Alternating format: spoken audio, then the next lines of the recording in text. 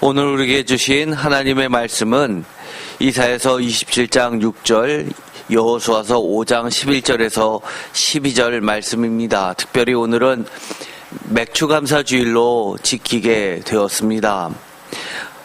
한 주 정도 늦게 여러 가지 사정상 드리게 됐지만 우리의 주님을 향한 감사함은 조금 더 부족함이 없을 줄 압니다.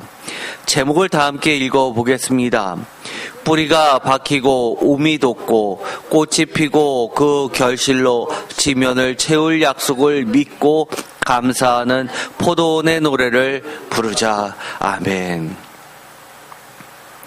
오늘의 말씀에 보면 이사야서 27장 6절에 이런 말씀이 나옵니다.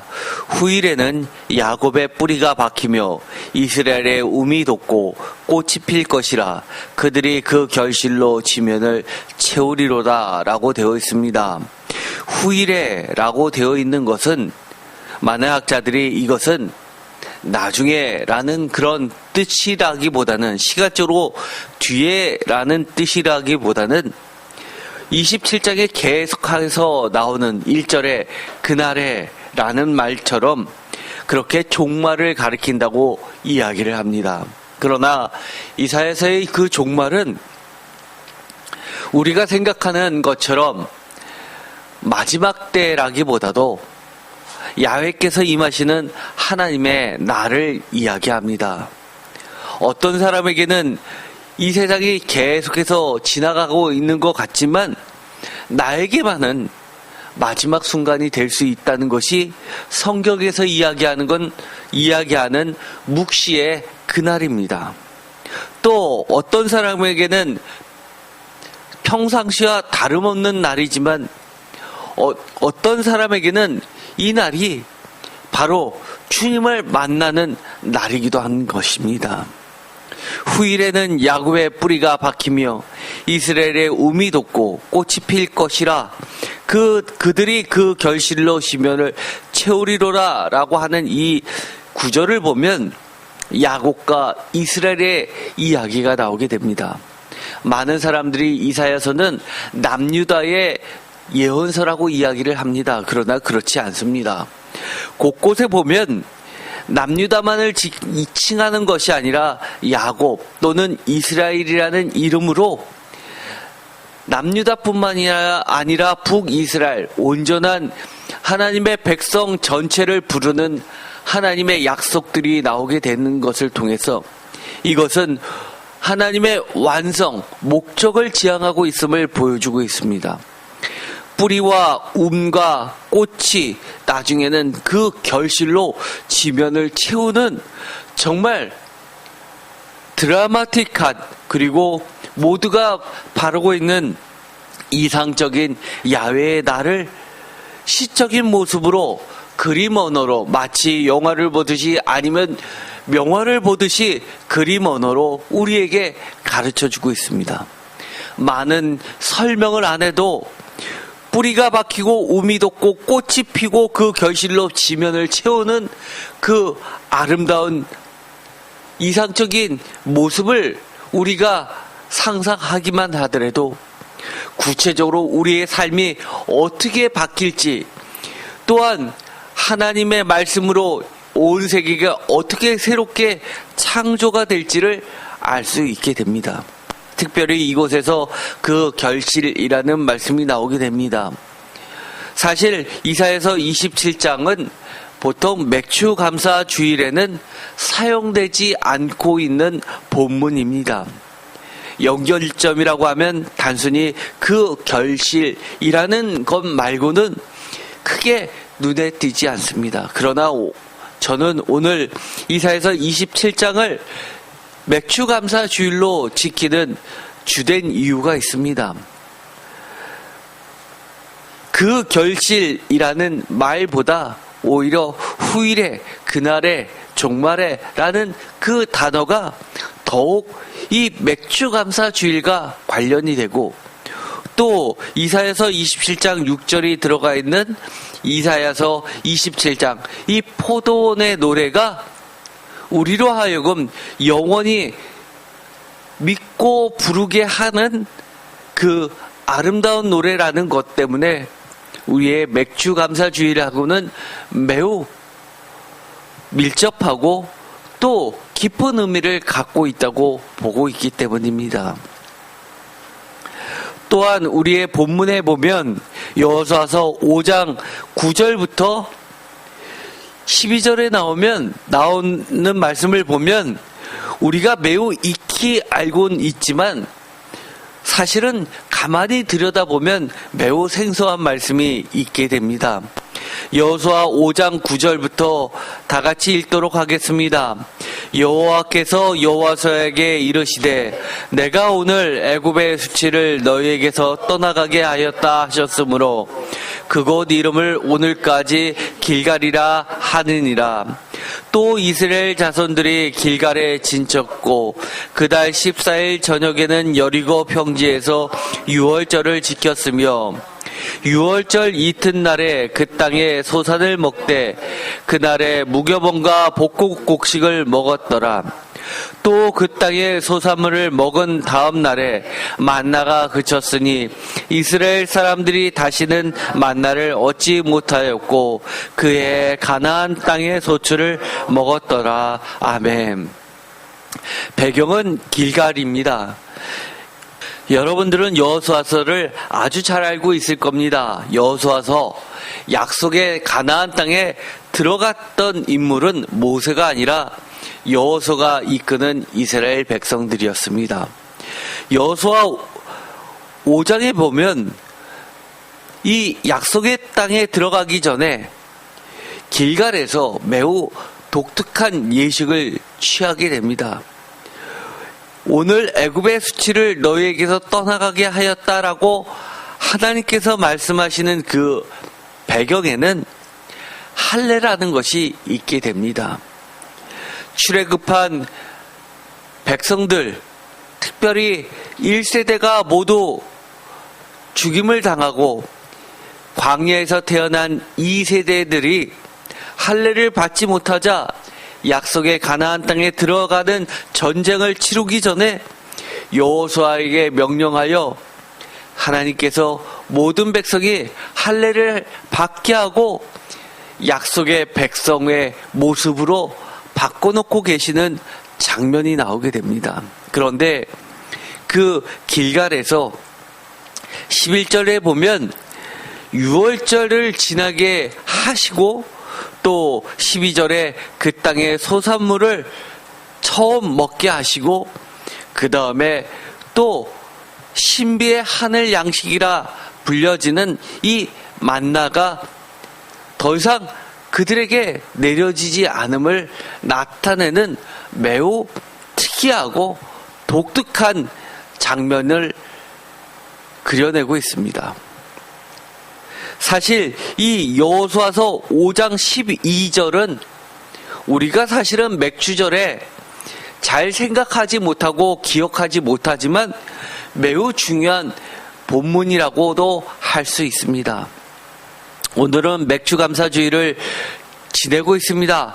다시 한번 제목을 다 함께 읽어보겠습니다. 뿌리가 박히고 움이 돋고 꽃이 피고 그 결실로 지면을 채울 약속을 믿고 감사하는 포도원의 노래를 부르자. 아멘.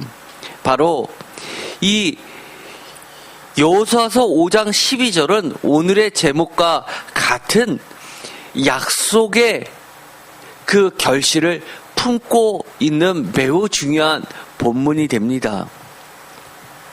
참조로 2015년 제가 처음 이 새임교회를 개척하고 맡게 된 첫 맥주 감사 주일날 설교했었던 본문이 있습니다. 이때 말씀을 블로그에도 올려놨으니까 반드시 함께 보시기 바랍니다. 이 2015년에 했었던 이 맥주감사 주일 설교에는 맥주감사 주일이 어떤 것인지 기본적인 이야기들이 다 들어가 있습니다. 저도 이 말씀을 다시 한번 들어봤는데 초창기 때 한 설교치고는 좀 성도님들이 다 이해가 되셨을까 했을 정도로 사실은 많은 내용이 들어가 있지만 지금은 우리 성도님들은 맥추감사 주일이 여러 차례 해마다 겪게 되다 보니까 이런 내용은 지금은 충분히 이해해서 제가 더 이상 기본적인 말씀을 드리지 않도록 하겠습니다. 또 한 가지는 이사야서 27장을 2023년 3월 12일 날 제가 포도원의 노래를 설교를 한 적이 있었는데 반복되는 것도 모두 오늘 뺍니다. 따라서 이 말씀도 함께 보았으면 좋겠습니다. 제가 웬만하면 시간이 아깝기 때문에 하나님의 말씀을 되도록 많이 전하려고 하는 욕심 때문에 그런지 몰라도 과거에 했던 설교 내용은 2번 잘 안 합니다. 이해해 주시고 조금 생소하다 하더라도 오늘의 말씀을 잘 듣고 집에 돌아가셔서 과거의 말씀도 함께 보았으면 좋겠습니다. 유대인의 3대 절기라는 것이 있었죠. 이것은 아주 기본적이라서 알고 계신 분들이 많을 겁니다. 유월절이라고 하는 것은 무교절하고 붙어 있지만 사실은 3대 절기에는 무교절이 들어가 있습니다. 유월절을 유대력의 절기력으로 하면 첫 번째 달입니다. 그래서 1월이라고 생각할지 모르겠지만 어쨌든 저는 이것을 1월이라고 부르도록 하겠습니다. 유대인의 절기력으로는 아비벌이라고 하지만 좀 어렵기 때문에 1월 14일이 유월절이면 무교절은 1월 15일부터 해당한다고 할 수 있습니다. 이 무교절은 유월절하고 맞물려서 유대인에게 있어서는 우리나라로 치면 광복절 같은 날입니다. 그래서 매우 중시하게 됩니다. 그래서 이 열왕기 상하를 보면 어떤 왕들은 유월절을 첫 해로 지켜지는 왕들이 있는 반면에 어떤 왕들은 뒤에 있는 수장절, 초막절이라고 하는 이 절기를 첫 해로 지켜지는 왕도 있어서 갑자기 왕에 따라서 6개월이라는 시간이 사라지는 그런 때가 있습니다. 그래서 이 왕의 연도를 다 맞추다 보면 정확하게 이 기간이 안 맞을 때가 있는데 이것은 바로 절기력 때문에 그렇습니다. 또한 맥추절이라고 있습니다. 맥추절은 우리가 흔히 알기로는 이 무교절부터 해서 49일을 지나서 플러스 1, 77절이라고 하는, 그래서 플러스 1 해서 오순절, 율법 수여절이라고 하는 이 맥추절을 지키게 되는데 이때 밀과 보리가 수확하는 기간입니다. 그래서 이때 첫 밭의 수확물을 가지고 하나님께 감사제를 드리는데 이거는 뒤에 있는 수장절과 초막절하고는 차이가 있다고 제가 말씀을 드렸습니다. 우리의 추수감사절은 오히려 수장절, 초막절하고 관련이 됩니다. 그럼에도 불구하고 이 맥추절은 첫 결실을 밭에서 이 볕단에 묶어놓고 따서 특별히 구별하여 드린 요제를 드리고 나서 이것을 제단으로 갖고 와서 상징적으로 드리는 그런 감사절입니다. 그래서 어떻게 보면 수장절처럼 실제로 이 수확을 하면서 많은 수익금이 발생한, 특별히 이 감람나무나 포도나무 같은 열매들, 고가의 수입이 나는 것과는 차이가 많이 나는 일반 낮은 계층의 백성들이 먹는 보리를 중심으로 하다 보니까 그렇게 수입하고는 큰 차이가 없지만 우리나라도 과거에 보릿고개가 있듯이 굶주리고 굶주리다가 얻게 되는 첫 수확이라는 기쁜 면에서는 이 수장절에 비해서 조금 더 손색이 없을 정도입니다. 그리고 제가 2015년에 했던 설교를 들어보시면 알겠지만 이 맥추절은 신약에 와서 매우 중요한 의미를 갖게 됩니다. 첫 소산이라는 것 때문에 나중에 이 사도 바울은 예수 그리스도의 십자가의 죽음에서 생명을 얻게 되는 부활주일, 이것을 첫 열매로 아주 의미 있게 맥추절과 관련지어서 지키고 있기 때문입니다. 그래서 이 전에는 유대교처럼 안식일이 중요했지만 신약에 와서는 안식일 다음날 부활주일을 주일로 지키는 이유이기도 합니다. 이것은 주일을 유월절을 기점으로 해서 바뀌었다기보다도 이런 부활의 기쁨을 상징하는 첫 열매라는 약속을 중시하기 때문에 이 주일이 안식일을 대체하고도 남는다라고 할 수 있고, 이것은 초기 기독교 공동체부터 지켜왔던 매우 뿌리 깊은 주일입니다. 그런데 이 수장절은 아까도 잠시 말씀드렸던 것처럼 많은 수입의 절대 금액, 예를 들어서 90% 정도는 이 수장절 초막절 때 나왔기 때문에 모든 백성들이 가장 성대하게 지낼 수밖에 없었습니다. 그런데 이 3대 절기 모두의 특징이 성경에는 기록되어 있습니다. 출애굽기 23장에 보면 14절에 이렇게 규정을 하고 있습니다. 너는 매년 3번 내게 절기를 지킬지니라. 15절 너는 무교병의 절기를 지키라. 내가 내게 명령한 대로 아비벌에 정한 때에 1회 동안 무교봉을 먹을지니 이는 그 달에 내가 애굽에서 나왔음이라. 빈손으로 내 앞에 나오지 말지니라. 이 무교병의 절기를 지키라 라고 하는 것은 유월절을 의미합니다. 16절 맥추절을 지키라. 이는 내가 수고하여 밭에 뿌린 것의 첫 열매를 거둠이니라. 수장절을 지키는 이는 내가 수고하여 이룬 것을 연말에 밭에서부터 거두어 저장함이니라. 맥추절이라는 것은 77절 오순절을 이야기합니다. 그리고 수장절이라는 것은 7번째 달에 해당하는 이 비가 오고 나서 결실이 맺게 되는 이 추수감사 같은 개념입니다. 연말에 밭에서 거두어 저장함이라 라고 하면서 3대 절기, 즉 무교절과 맥추절과 그리고 수장절을 가리키고 있습니다. 그런데 17절에 보면 내 모든 난자는 매년 3번씩 주 여호와께 보일지니라 라고 명령하고 있습니다. 이 본문을 보면 중요한 말이 있습니다. 계속해서 너는 이라는 말로 이야기합니다. 그래서 여러분이라는 말보다도 사실은 너라는 단어가 매우 중요한 겁니다. 많은 사람들한테 이야기할 때 우리 모두가 해야 된다라고 할 때 안 하는 사람이 생깁니다. 그런데 당신 너가 해야 돼 그러면 안 할 수가 없죠. 이것은 많은 사회학자들이 이야기할 때 연설의 꽃이라고 이야기합니다. 바로 관계를 나타내는 지시어죠.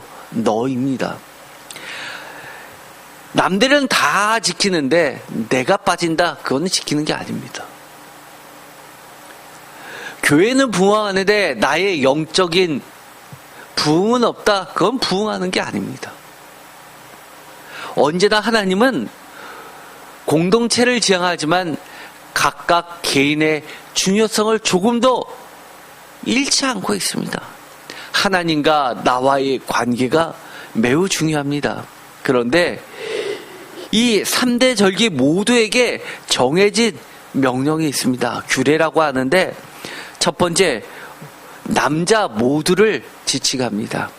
여기서 남자라고 하는 것은 그러면 여자와 그리고 아이들은 빠져도 됩니까? 라고 할 때 그렇지 않습니다.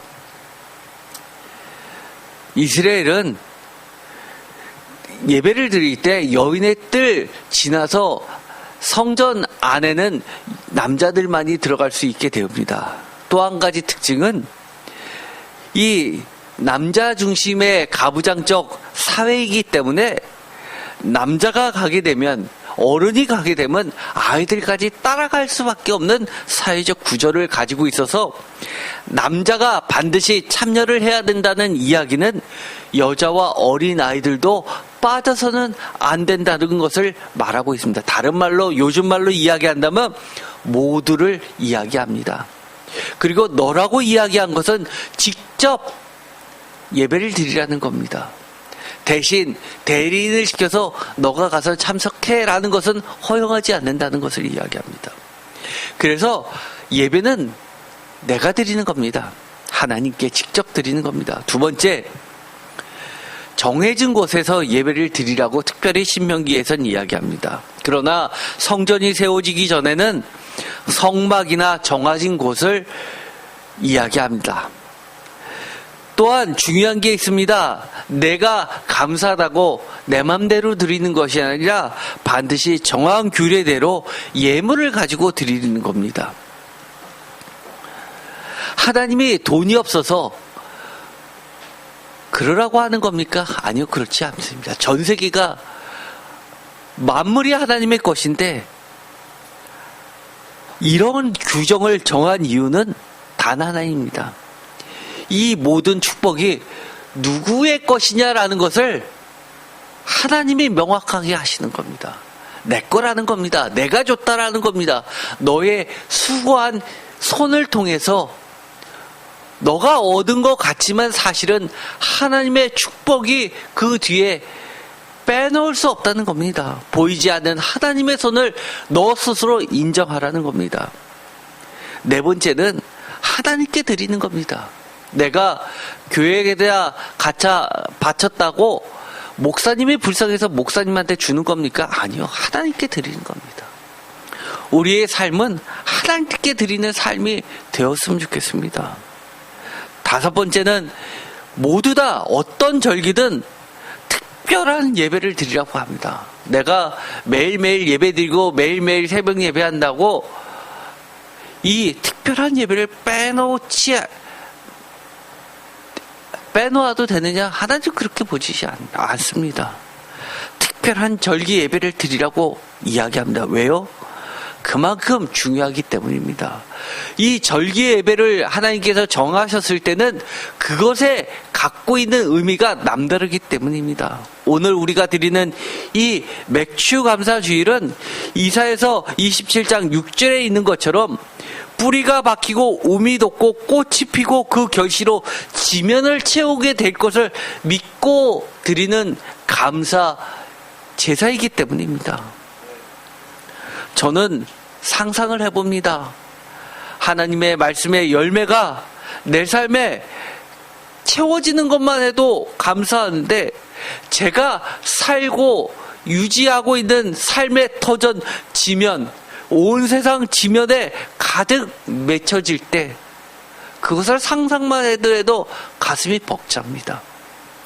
제가 드려지는 이 기도 제목 하나하나가 조금 더 죽지 않고 열매를 맺어서 그것이 현실로 다 드러난다고 생각하면 제 기도가 너무너무 신이 납니다. 마치 세상 사람들이 이야기하는 것처럼 무조건 믿고 보고 일단 질러보자 식으로 기도해도 될 것 같습니다. 하나님의 말씀을 의지해서 하나님의 뜻이 온 땅에 지금은 설마 그러겠어라고 하는 그 내용까지도 기도로 올려드리면 언젠가 하나님께서 지면을 채워주실 것을 믿으면 가슴이 벅찹니다. 여러분의 기도 내용을 한번 돌아보십시오. 맥주 감사 주일은 그러라고 있는 주일입니다. 여러분의 기도 내용이 이게 너무 작한다라고 생각한다면 다시 기도하십시오. 하나님은 우리에게 하나님의 약속이 얼마나 소중하고 크고 놀라운 비밀이 있는지를 가르쳐 주십니다. 에스겔서 20장 40절에 보면 이렇게 말씀해 주십니다. 특별히 에스겔서는 이미 그들이 포로로 끌려가서 바벨론에 있을 때입니다. 그런데도 불구하고 하나님은 이 절기를 이야기합니다. 주 여호와의 말씀이니라. 이스라엘 온 족속이 그 땅에 있어서 내 거룩한 산 곧 이스라엘의 높은 산에서 다 나를 섬기리니 거기에서 내가 그들을 기쁘게 받을지라. 거기에서 너희 예물과 너희가 드리는 첫 열매와 너희 모든 성물을 요구하리라. 어떤 분들은 그렇습니다. 지금은 제가 너무 어려워요. 너무 바빠요. 하나님이 없는 것 같아요. 그것이 무엇입니까? 내가 지금 바벨론에 포로로 끌려간 거나 뭐가 다릅니까? 나의 삶이 온전히 유지되지 못하고 있다면 안 드려도 되나요? 아니요. 하나님은 맥추절을 이야기합니다. 첫 열매를 강조하면서 거기에서 바벨론에서 포로로 귀환되어서 온전한 자유와 번영을 누릴 때가 반드시 있겠다고 약속해 주시는 겁니다. 그것을 믿고 우리가 맥주 감사절을 드리는 겁니다. 내가 여유 있어 드리는 거 아닙니다. 다 갖다 바치라는 건 아닙니다. 여러분의 마음과 진실함을 담아서 상징적으로 드리는 겁니다. 고린도전서 15장 20절에는 이 사도 바울의 소망은 어느 정도였느냐? 그러나 이제 그리스도께서 죽은 자 가운데서 다시 살아나셔서 잠자는 자들의 첫 열매가 되셨도다. 고린도전서 15장 23절 그러나 각각 자기 차례대로 되리니 먼저 첫 열매인 그리스도요 다음에는 그가 강림하실 때 그리스도에게 속한 자요. 결국은 나 자신도 그처럼 예수 그리스도의 첫 열매처럼 영원한 생명을 그리고 그리스도의 신령한 몸을 입고 하나님의 영광의 몸으로 부활의 삶을 산다고 이야기합니다. 얼마나 멋집니까? 고린도전서 16장 15절에는 형제들아 스데바나의 집은 곧 아가야의 첫 열매요 라고 이야기하면서 그를 편지에 넣어서 기록에 남겼습니다. 우리의 이름이 하나님의 추가로 쓰시는 성경책에 우리의 이름이 들어가 있다고 생각해 보십시오. 얼마나 귀합니까? 이루기 쉽지 않습니다. 그러나 하나님이 얼마나 귀하시면 이 스데바나의 이름을 성경책에 집어넣어 주셨습니다. 왜요? 첫 열매이기 때문에 그렇습니다. 첫 열매는 그만큼 귀한 겁니다. 비교할 수 없는 겁니다. 우리나라에서도 동양에서도 이 마다들에 대한 개념이 그만큼 강하죠. 장자. 그런데 하나님은 이 장자의 개념, 그거보다도 이 첫 열매의 개념을 장자의 개념보다 오히려 첫 열매의 개념으로서 장자의 개념을 엎으셨습니다. 포함시켰다는 말씀이죠. 그러나 우리나라는 아직도 이 첫 열매의 개념을 장자의 개념 안 속에다 집어넣는 경향이 있습니다. 우리가 기독교인이라면 유교 개념 빼고 성경에서 뭐라고 이야기하는지를 우리는 봐야 합니다. 야고보서 1장에 보면 이런 말씀도 나옵니다. 야고보서 1장 17절 온갖 좋은 은사와 온전한 선물이 다 위로부터 빛들의 아버지께로부터 내려오나니 그는 변함도 없으시고 회전하는 그림자도 없으시느니라. 18절 다 같이 읽겠습니다. 그가 그 피조물 중에 우리로 한 첫 열매가 되게 하시려고 자기의 뜻을 따사 진리의 말씀으로 우리를 낳으셨느니라. 아멘. 표준 세번으로 읽어보면 이렇습니다. 아버지께서는 뜻을 정하여 진리의 말씀으로 우리를 낳아주셔서 우리를 피조물의 첫 열매가 되게 하셨습니다. 야고보서는 심지어 어떻게 이야기하냐면 피조물의 첫 열매는 사도 바울은 뭐라고 이야기합니까? 예수 그리스도의 부활의 몸을 이야기합니다. 그런데 야고보서는 우리를 피조물의 첫 열매가 되게 하신다라고까지도 확대해서 이야기합니다. 뭘로요? 말씀으로 우리가 거듭나면 우리가 첫 열매가 되는 겁니다. 그러나 우리는 어떤가요? 이사야서 43장 22절에 보면 이렇게 되어 있습니다. 그러나 야곱아 너는 나를 부르지 아니하였고 이스라엘아 너는 나를 괴롭게 여겼으며 23절 내 번제의 양을 내게로 가져오지 아니하였고 내 제물로 나를 공경하지 아니하였느니라. 우리는 이렇습니다. 받는 건 받는 거지만 하나님 너무 피곤해요. 이제는 하나님 없어도 돼요. 직장에서 월급 받고 사업해서 돈 벌면 되지. 내가 하나님 믿는다고 직장 생기는 거 아니고요. 하나님만 믿는다고 하나님이 나에게 부도 막아주시는 거 아니에요. 이렇게 이야기하는 사람 많습니다. 안 그래요? 하나님 믿는다고 하는, 심지어 장로라고 하시는 분들도 사업하다 보면 어떻게 성경 말씀대로 사업하냐고 이야기합니다. 하나님은 이렇게 이야기하십니다. 나는 제물로 말미암아 너를 수고롭게 하지 아니하였고 유향으로 말미암아 너를 괴롭게 하지 아니하였거늘. 그런데 24절에 이렇게 이야기합니다. 너는 나를 위하여 돈으로 향품을 사지 아니하며 희생의 기름으로 나를 흡족하게 하지 아니하고 내 죄짐으로 나를 수고롭게 하며 내 죄악으로 나를 괴롭게 하였느니라. 나는 나를 위하여 내 허물을 도말하는 자니 내 죄를 기억하지 아니하리라. 너는 나에게 기억이 나게 하라. 우리가 함께 변론하여 너는 말하여 내가 의로움을 나타내리라. 증명하여 보여라라고 이야기합니다. 제물로 말미암아 너를 수고롭게 하지 아니하였다. 유향으로 말미암아 너를 괴롭게 하지 아니하였다. 이렇게 하나님이 이야기하십니다. 많은 사람들이 이야기합니다. 무슨 소리세요? 절기 때는 헌금 갖고 오라고 얘기하셨잖아요. 그런데 24절에 이야기합니다. 너는 나를 위하여 돈으로 향품을 사지 아니하며 희생의 기름으로 나를 흡족하게 하지 아니하였고. 거봐요. 하나님 돈 얘기하는 거 아니에요. 이 말이 무슨 얘기입니까? 돈만을 생각하는 사람은 돈으로 다 보이죠. 그러나 이것을 하나님의 말씀으로 보는 사람은 이렇게 이릅니다. 너는 나를 위하여 돈으로 향품을 사지 아니하며 희생의 기름으로 나를 흡족하게 하지 아니하고 라는 것을 저는 어떻게 읽혀지냐면, 너는 나를 향한 마음보다 네 돈이 더 중요하지. 돈이 그렇게 아깝지. 나는 그렇게 아무것도 아니지.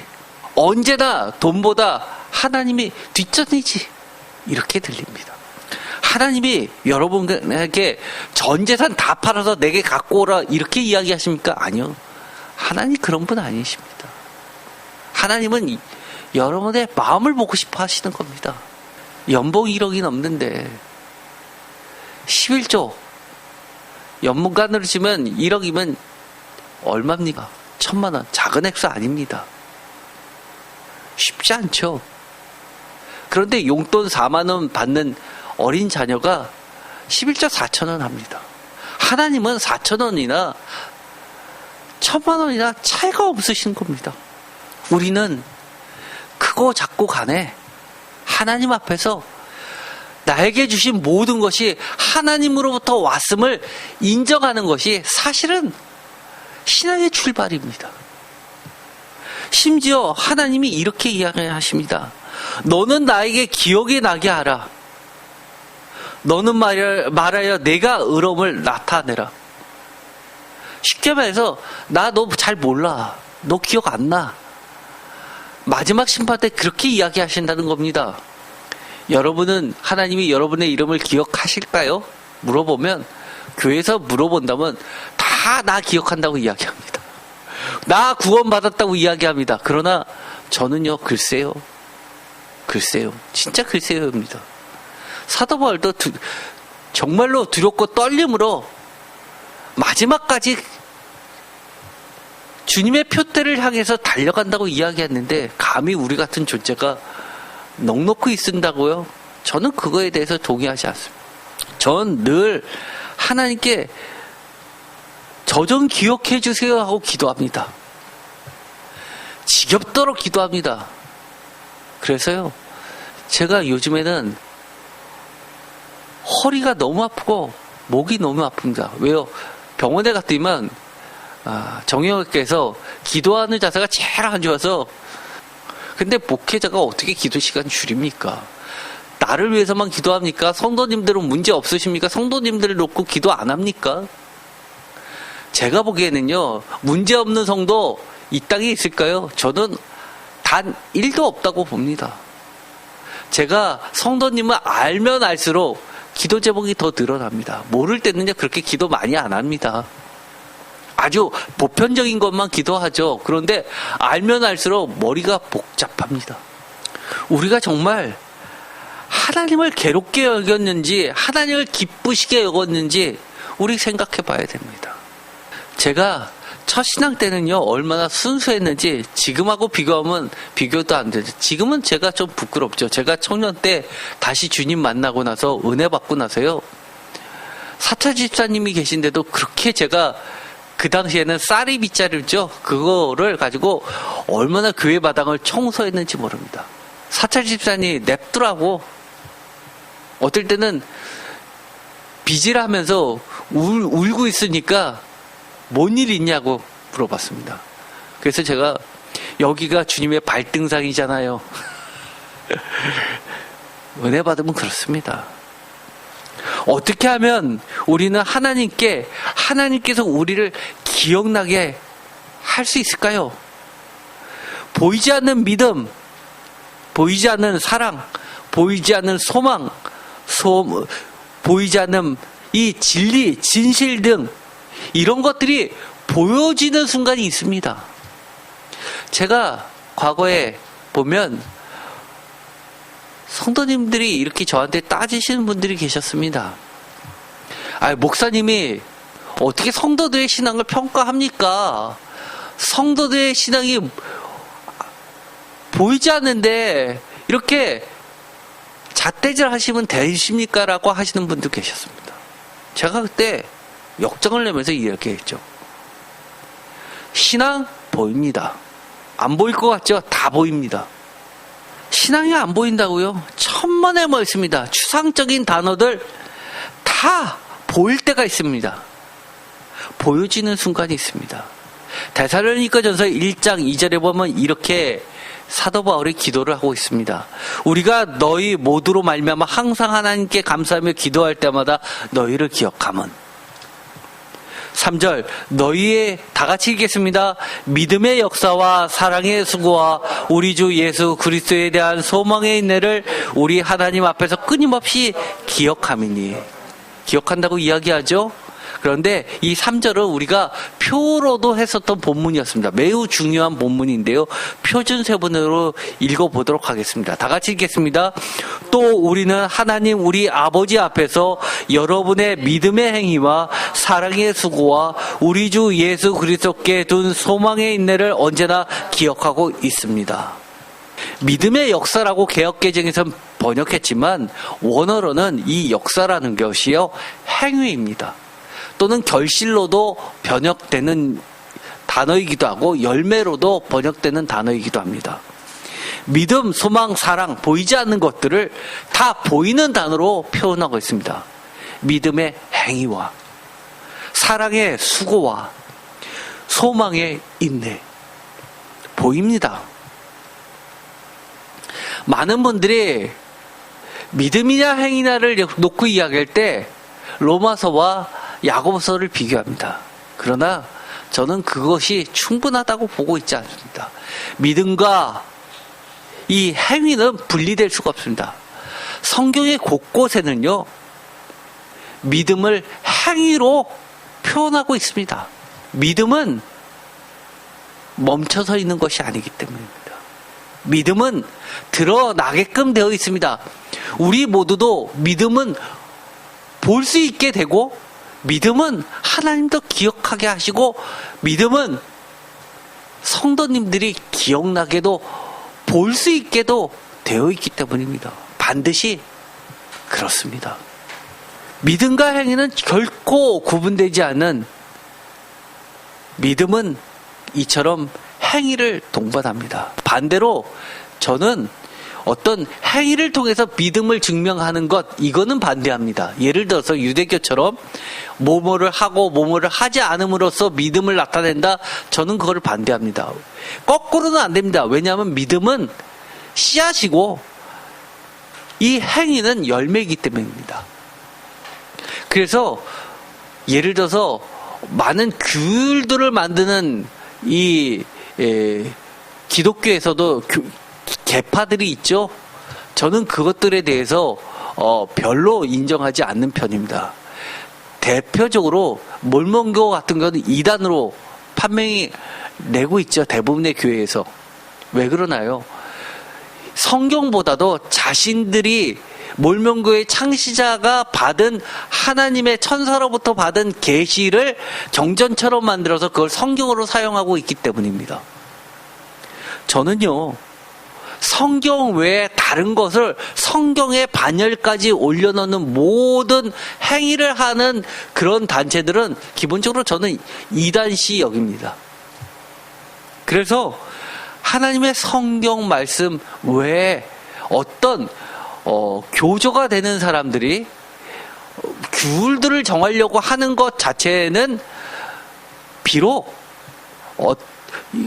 정통 기독교에서 저기는 아직 이단은 아니야라고 하는 것들도 저는 이단시합니다.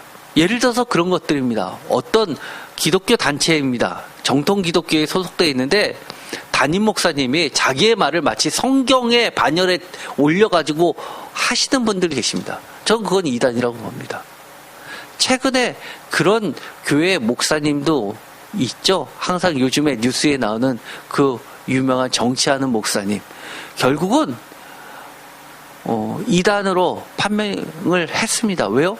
자신의 말이 성령님을 대체해버리는 순간까지 갔기 때문이다. 그런데 알고 보면 그런 것들은 굉장히 많죠. 데살로니가전서 1장 5절에 보면 이렇게 되어 있습니다. 이는 우리의 복음이 너희에게 말로만 이른 것이 아니라 또한 능력과 성령과 큰 확신으로 된 것이라 우리가 너희 가운데서 너희를 위하여 어떤 사람이 된 것은 너희가 아는 바와 같으니라. 복음을 말로만 하지 않는다는 겁니다. 우리가 절기 예배 마음으로 진심으로 감사하기만 하면 되는 거 아니에요. 왜 예물을 갖다 바치라고 그렇게 규례를 만들어서 특별한 헌금을 드려야 되나요? 라고 한다면 저는 그것을 묻고 싶습니다. 여러분의 믿음이 어떤 겁니까? 여러분이 하나님을 향한 진실한 마음이 어떤 겁니까? 저는 묻고 싶습니다. 성경 곳곳에는 이처럼 믿음, 소망, 사랑, 진리 이런 소중한 신앙의 가치들이 분명히 보인다고 이야기하죠. 오늘의 말씀도 마찬가지입니다. 이사야서 27장을 우리가 다 읽었죠. 거기 보면 9절에 보면 이렇게 되어 있습니다. 야곱의 불의가 속함을 얻으며 그의 죄 없이 함을 받을 결과는 이로 말미암나니 곧 그가 제단의 모든 돌을 부서진 횃돌 같게 하며 아세라와 태양상이 다시 서지 못하게 함에 있는 것이니라.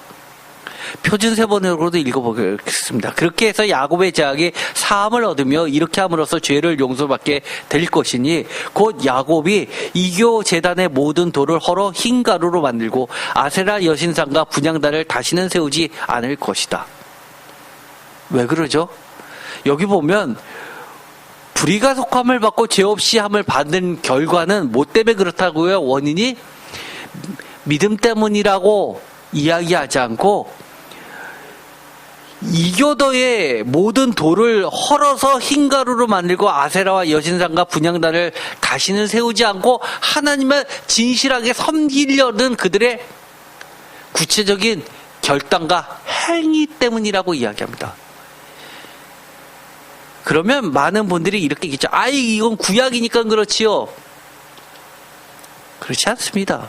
믿음은 반드시 보여지는 형태로 열매가 맺혀지게 되어 있습니다. 예를 들어서 대표적으로 요한복음을요, 원어로 찾아보면 믿음, 피스티스 단 한 번도 나오지 않습니다. 다 뭘로 나오는지 아십니까? 이거 제가 여러분께 요한복음 할 때 여러 차례 이야기했죠. 요한복음에서 이 믿음은요, 피스티오 다 동사로 나옵니다. 요한복음에서 이야기하는 믿음이라는 것은요, 구체적인 운동력을 가지고 있고 구체적인 행위로 드러나고 구체적인 열매로 드러나는 것들이 다 믿음입니다. 명사가 아닙니다. 단순히 추상적인 개념이 아닙니다. 신앙은 결코 추상적인 개념이 아닙니다.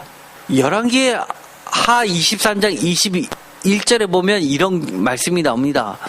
23장 21절 요시아 왕을 가리킵니다. 왕이 뭇백성에게 명령하여 이르되 이 언약책에 기록된 대로 너희 하나님 여호와를 위하여 유월절을 지키라 하니 22절 사사가 이스라엘을 다스리는 시대부터 이스라엘 여러 왕의 시대와 유다 여러 왕의 시대에 이렇게 유월절을 지킨 일이 없었더니 23절 요시아 왕 18째 해에 예루살렘에서 여호와 앞에 이 유월절을 지켰더라. 이것을 읽을 때 제가 이것을 열왕기하 설교할 때도 그랬죠. 많은 분들이 요시아 왕 대단하다, 선왕을 정말 이렇게 개혁을 해야겠구나라고만 이해하면 안 된다는 겁니다. 왜 규례대로 절기를 지켜야 했냐라는 겁니다. 왜 규례를 만들었냐는 겁니다. 기본적으로요, 하나님을 섬기는 마음, 하나님께 드려지는 이 감사는 오래 가지 못합니다. 지금 당장은 막 좋아서 감사를 하는데요, 그것이 좀 지나면 잊어먹기 쉽습니다. 은혜 금방 잊어먹습니다. 그래서 규례를 만들고 잊지 말라는 겁니다. 하나님의 은혜를 잊지 말라는 겁니다. 그런데요, 충격적인 거는 22절에 사사가 이스라엘을 다스리던 시대부터 이스라엘 여러 왕의 시대와 유다 여러 왕의 시대에 이렇게 유월절을 지킨 일이 없었더라. 대단하죠? 거꾸로 읽어볼까요? 그 전에 다른 왕들은 다 뭐 했냐는 겁니까? 뭐 했다는 겁니까? 심지어 다윗 왕 유월절 별로, 그 얘기 아닙니까? 솔로몬 왕 유월절 별로, 하나님 기억 못 하신다는 겁니다. 더 충격적인 이야기 해드릴까요? 이 요시아 왕만 그랬냐? 사실은 그렇지 않습니다. 모세조차도 별로였습니다. 여호수아 5장 1절 유단 서쪽의 아모리 사람의 모든 왕들과 해변의 가나안 사람의 모든 왕들이 여호와께서 요단물을 이스라엘 자손 앞에서 말리시고 우리를 건너게 하셨음을 듣고 마음이 녹았고 이스라엘 자손들 때문에 정신을 잃었더라.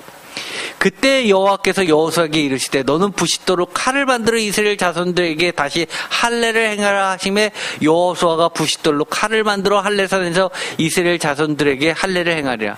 여호수아가 할례를 시행한 까닭은 이것이니 애굽에서 나온 모든 백성 중 남자 곧 모든 군사는 애굽에서 나오는 광야길에서 죽었는데 그 나온 백성은 다 할례를 받았으나 다만 애굽에서 나온 후 광야길에서 난 자는 할례를 받지 못하였습니다. 매우 완곡하게 표현했죠.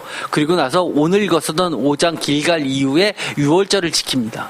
그렇다는 이야기는요, 여기 말대로 아주 완곡하게 애굽에서 나와서 광야길에서는 못했다는 겁니다.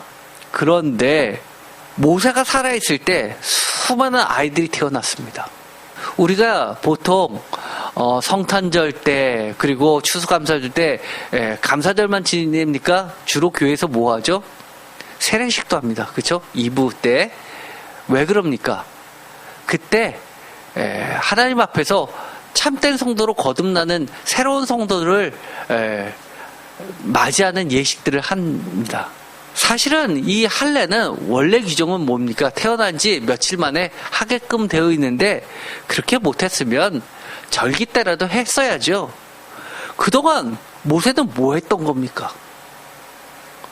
출애굽을 이끌었던 모세가 자신이 출애굽을 하기 이전에 하나님을 만날 때 뭐라고 했습니까? 그리고 그 부인이 뭐라고 했습니까? 표피를 던져 버리면서 했던 말, 그건 할례 아니었습니까?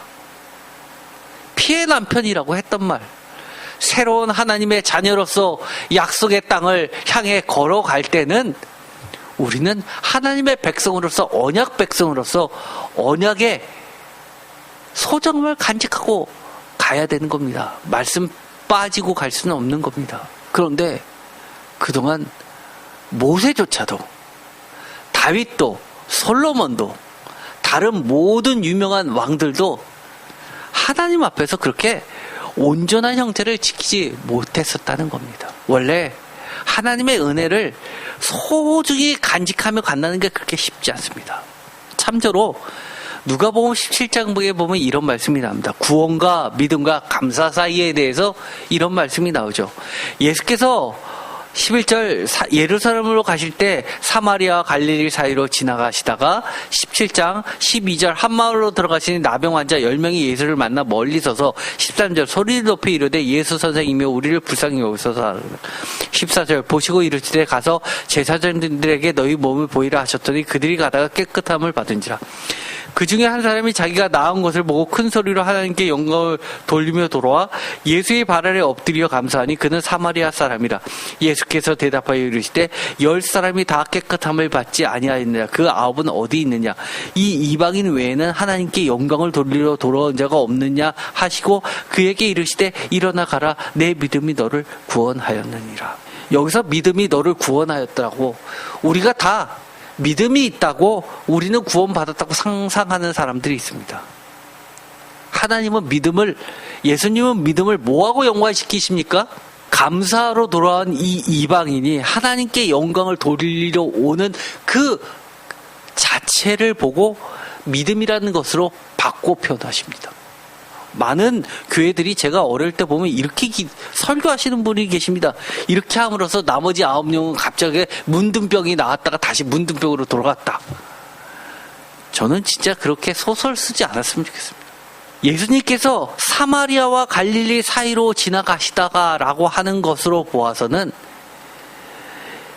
이 이방인은 사마리아 출신일 것 같고 나머지 사람 9명은 갈릴리 출신일 것 같습니다. 왜냐하면 갈릴리는 유대인으로 편입됐기 때문입니다.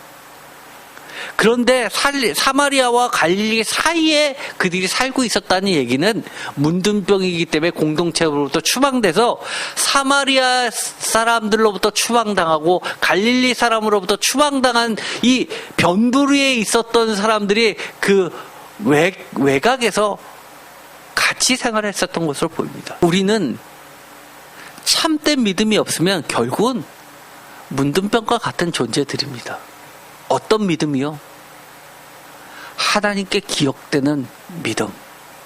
이렇게 이야기하면 또 그렇게 오해해서 말하시는 분 계십니다.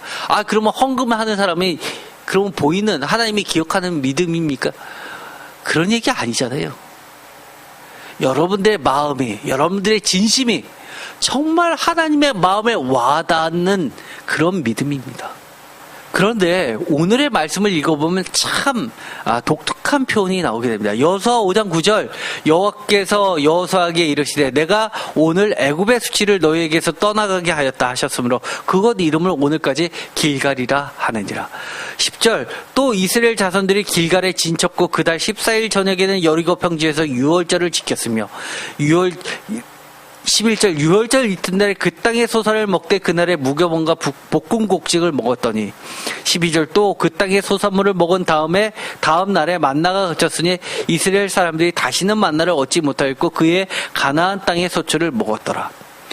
여기서 왜 9절에 하나님께서 여호수아에게 오늘 애굽의 수치를 너희에게서 떠나가게 하였다라고 하셨을까입니다. 도대체 애굽의 수치가 무엇이고 왜 하나님이 특별히 오늘이라고 말씀하셨는가입니다.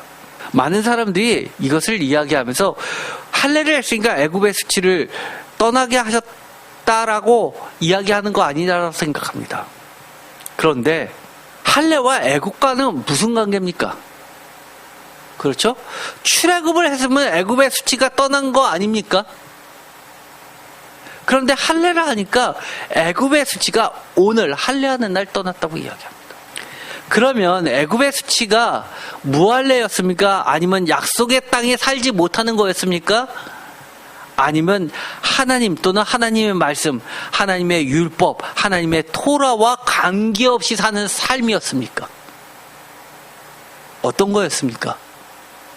이 모두가 섞여 있을 수도 있고 분리가 될 수도 있을 겁니다.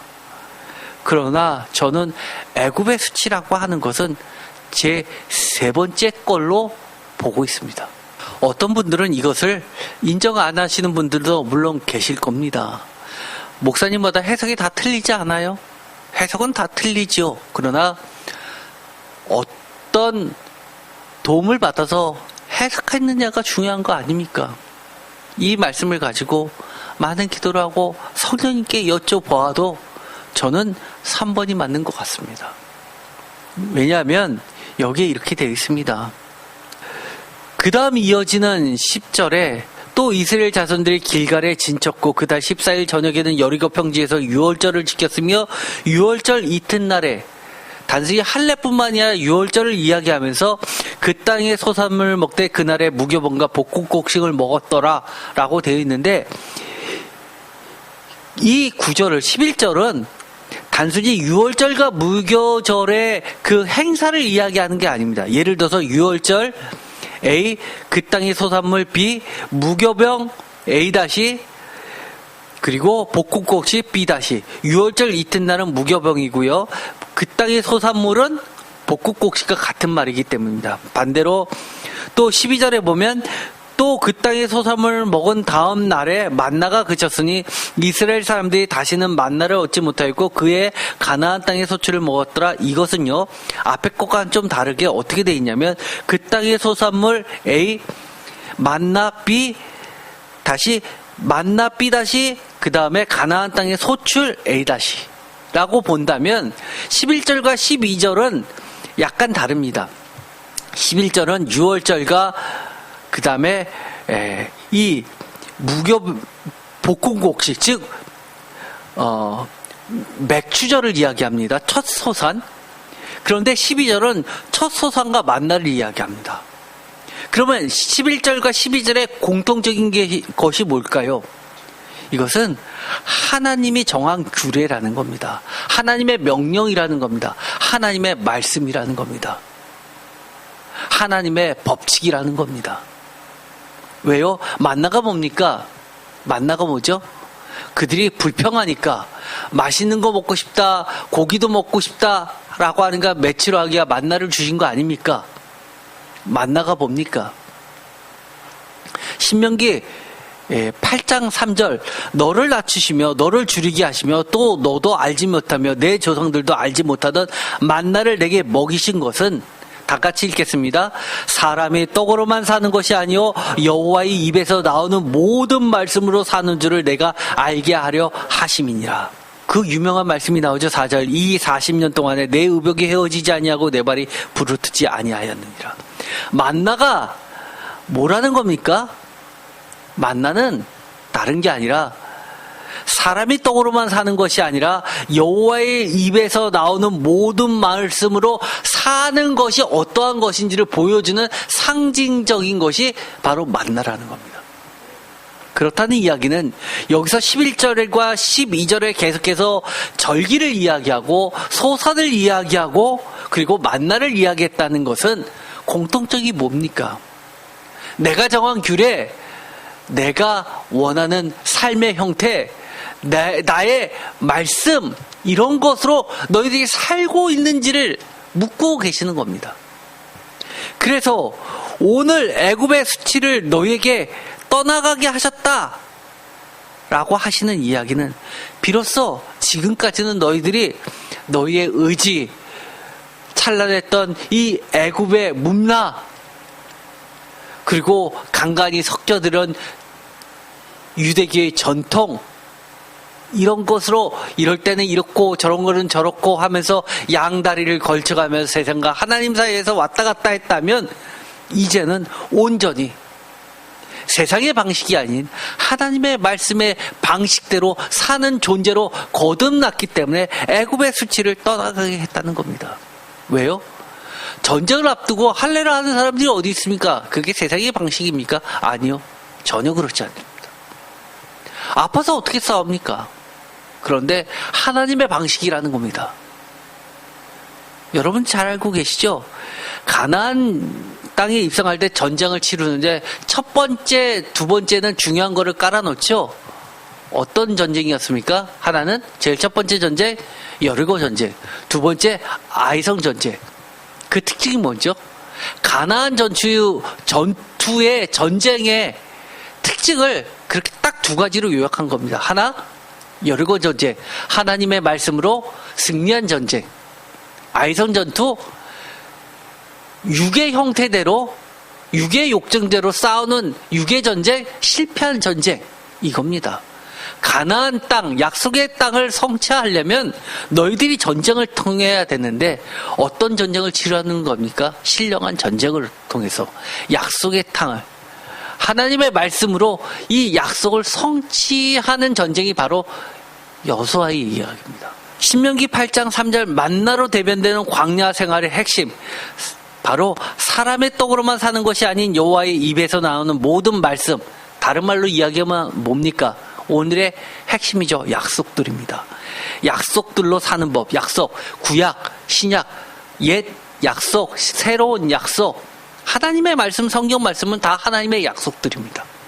하나님의 말씀, 성경 말씀, 성경 약속들로 사는 법, 길, 도를 배우는 삶이, 그것이 하나님과의 진정한 관계를 성립하는 겁니다. 왜 오늘이라고 했습니까? 오늘은 무슨 날입니까? 여호수아서 5장 10절에 보면 이것은 유월절을 나타내죠. 여호수아서 5장 11절과 12절은 무교절을 이야기하죠. 무교절이 뭡니까? 사실은 아까 이야기했던 것처럼 77절 오순절 때입니다. 그런데 여기서는 특징이 유월절 그 다음 날부터 무교절, 첫 소산을 먹었다고 나옵니다. 제가 2015년에 했었던 설교에 보면 그렇게 설명을 한 게 있습니다. 대부분은 이 유월절과 무교절을 지나면서 49일 플러스 1일에서 오순절에 맥주절을 지나는 것이 주요 메인인데, 성경은 두 가지 전통을 다 갖고 있다고 했습니다. 언제도 지금 여호수아처럼 이처럼 무교절 날부터 남부지방은, 더운 남부지방은 첫 소상이 나오기 때문에 가나안의 소차를 처음 따서 볶아서 만든 이 음식을 먹었다라고 하는 것은 그들이 첫 소산을 하나님께 바치고 무교절을 지났다는 이야기입니다. 이처럼 흔치는 않지만 성경에 이처럼 무교절 때부터 이 맥주절을 이야기하는 구절도 나옵니다. 그래서 두 가지 형태가 있습니다. 레위기 23장 15절 안식일 이튿날 곧 너희가 요제로 곡식들을 가져온 날부터 세워서 7 안식일의 수요를 채우고 7 안식일 이튿날까지 합하여 50일을 계수하여 새 소제를 여호와께 드리래. 여기서 보면 안식일 이튿날, 이건 무교절이지만 그 뒤에 요제로 곡식단을 가져온 날부터라고 하는 것은 사실은 맥주절을 이야기하는 겁니다. 그래서 지금도 유대 랍비들은 어떻게 지내냐면 가장 보수적인 방법, 무교절 때부터 시작해서 이 맥주절 때까지 이 기간을 전부 다 맥주절로 지내는 랍비들도 있습니다. 하나도 범하지 않으려고 하는 거죠. 즉 이것은 뭡니까? 오늘 중요하게 여호수아서 5장 11절과 12절에 무교절 때 오히려 만나가 처음으로 그치고 무교본과 약속의 땅 가나안의 곡물의 첫 수산인 볶은 곡식을 먹은 날, 이것이 뭡니까? 하나님의 약속이 성취된 날이라는 겁니다. 이곳에서 특이하게 거의 첫 수산과 관련이 된 맥주절의 의미가 포함되어 있는데, 레위기 23장 15절에 이것을 확장된 맥주절이라고 이야기합니다. 남북으로 길게 위치한 이스라엘의 특수한 지역 환경에 따라서 곡물의 첫 소산이 일찍 여는 남쪽 지방부터 무교절로부터 시작해서 북쪽 지방의 맥주절까지 모든 기간 모두를 보수적으로 확장된 맥주절로 지키게 되는 근거인 거죠. 어쨌든 간에 2024년 맥주감사주의를 지키는 성도 여러분에게 있어서는 맥주감사주일이 어떤 의미이십니까? 라고 저는 묻고 싶습니다. 전에는 감사가 중심이 되었다면 감사의 어떤 감사가 저는 중심을 차지해야 된다고 말씀드리고 있냐 하면, 이처럼 여호수아처럼 약속의 땅에 들어가기 전에 약속을 받아보고 맥주감사절을 지내면서 하나님의 약속을 믿고 감사하여서 드리는 절기였으면 좋겠습니다. 그러면 하나님은 뭐라고 이야기해 주시는 겁니까? 오늘 내 수치가 지나갔다라고 이야기합니다. 우리가 신앙생활을 하면서 하나님 앞에 우리의 믿음을 어떤 걸로 보일 겁니까? 오늘 이사야서 27장은 포도원의 노래를 우리 보고 부르라고 합니다. 언제요?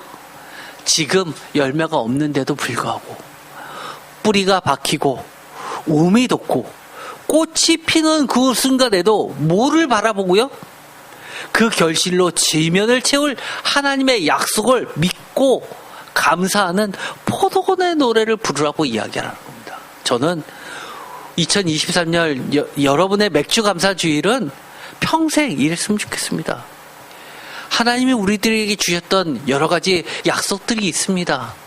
사도 바울처럼 우리가 그리스도의 몸으로 새롭게 부활할 그것을 첫 소산이라고 믿고 감사하면서 드리는 맥주절일 수도 있고요. 아니면 약속의 땅에 들어갈 것을, 하나님의 나라의 영원한 나라에 들어갈 것을 믿고 드리는 맥주 감사절일 수도 있고요. 또는 우리가 이 땅에 살면서 이 땅이 하나님의 정의와 진리로 가득 찰 것을 믿고 우리의 직장과 사업장과 가정과 우리의 삶터들이 하나님을 대적하는 무리들이 모두 사라지고 하나님의 정의의 나라로 세워질 것을 믿고 부르는 이런 감사절이 되기를 바라는 맥주절일 수도 있습니다. 저는요, 세상과 살면서 자꾸 세상과 타협하는 성도님들을 별로 칭찬하고 싶지 않습니다. 사람들과 친하게 지내려는 노력 그 이상 하나님과 친하게 지내는 노력을 했으면 좋겠습니다. 우리가 맥주 감사주를 통해서 정말 사람들과 원수가 되는 한이 있더라도 하나님 앞에 기억되는 사람이 되었으면 좋겠습니다. 그러자고 제가 사람들하고 싸우라는 얘기가 아닙니다. 하나님의 정의를 포기하지 말라는 겁니다. 하나님의 진리의 말씀들을, 약속들을 타협하지 말라는 겁니다. 그럴 때 하나님이 어떻게 해주신다고요? 뿌리가 박히고 움이 돋고 꽃이 피고 그 결실로 반드시 우리의 삶터를, 지면을 가득 채워주신다고 이야기합니다. 기도하고 마치겠습니다. 하나님 감사합니다. 오늘 2023년 맥주절을 맞이해서 여호수아가 어떻게 가나안 약속의 땅에 들어가기 전에 하나님의 말씀을 의지해서 하나님의 말씀대로 정한 규례대로 할례를 행하고 또 맥주절을 지켰는지 보게 되었습니다. 오늘 이사야서 27장 우리에게 포도원의 노래를 부르라고 지시해 주시면서 우리에게 뿌리가 박히고 움이 돋고 또 꽃이 피고 우리의 하나님의 열매가 우리의 삶터 곳곳에 가득 채울 것을 믿으라고, 그리고 노래 부르라고 해주시는 하나님의 음성을 듣게 됩니다. 그것을 바라보면서 감사하며 맥주 감사절을 지냅니다. 우리의 삶터에 하나님의 열매가 가득 지면을 메울 수 있게 하여 주옵소서. 예수 그리스도의 이름으로 기도드립니다. 아멘.